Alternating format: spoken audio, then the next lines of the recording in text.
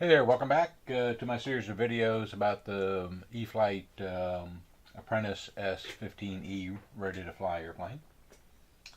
And this video is about identifying your aircraft or having an ID tag in or on the airplane. First off, that ID tag can take any size or shape. It can be a simple piece of paper that you put inside, maybe put double-sided tape on it or something. It can be a printed label. You put it on the outside or inside or wherever. You can write a Sharpie marker on it. But what you want to put on it is several important things. First off, I highly recommend you join the Academy of Model Aeronautics, also known as the AMA. And you can go to the modelaircraft.org website to sign up and get information about the AMA. And on page 24 of the manual, it tells you something about the AMA and the safety requirements and so forth. Then at the bottom of that same page, 24, it talks about the FAA requirements. Doesn't say a whole lot about the FAA. It just says go see the FAA website. And I understand why the Horizon Hobby does that, because they don't want to have more information than necessary, other than that it is a requirement to know and understand the FAA regulations concerning flying model airplanes, which just changed this year, by the way, so I'll go into that in a minute. First off, let me go back to the AMA.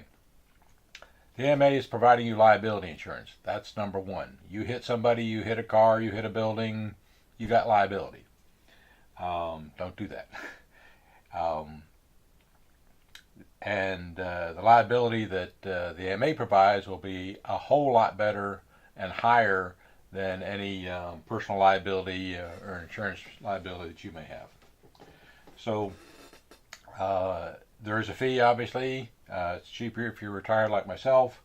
Go to the AMA website, which again is modelaircraft.org. And or you just search for AMA or Academy of Model Aeronautics.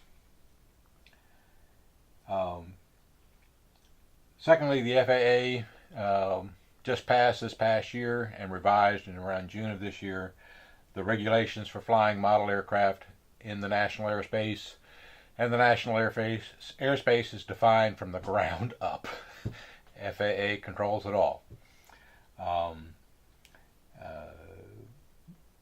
But they've seemed to come to a reasonable compromise between what Congress intended and what the FAA wants to do. Reasonable in the sense that they're going to try to leave us alone, modeling enthusiasts like myself, as long as we stay below 400 feet and other regulations. And fly safely according to the AMA safety guidelines and so forth. You don't have to be a member of the AMA, but you're going to regret that if you have an accident in which you're liable for something. If you fly an AMA field like I do, I belong to 2 AMA clubs, and I fly at both of them, and it's a requirement to fly at the club to be an AMA member.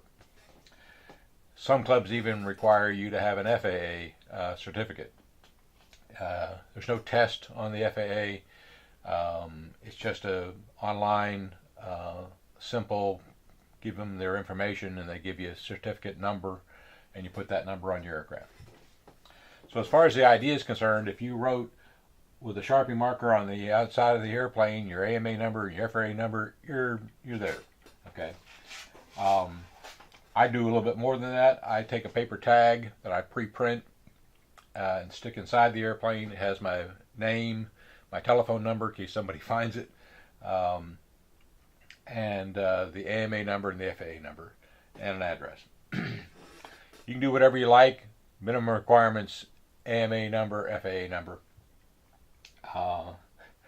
If you have the AMA, I understood by reading some internet posts that the FAA, if you give them the number, they can't identify you sometimes. I don't think they've got all their databases straightened yet. They may get there. But the FAA uh, you know, is a government organization. They'll soon get their act together somewhere along the line. The AMA's been around for many, many, many years. I forget how many, but a lot, since like the 1940s or something. And I think it's 75 years, if I recall correctly. The AMA, if you call them up and you say, "Hey, I'm an AMA number. I lost my airplane. Somebody calls, let me know." They'll take care of you. So identify your aircraft.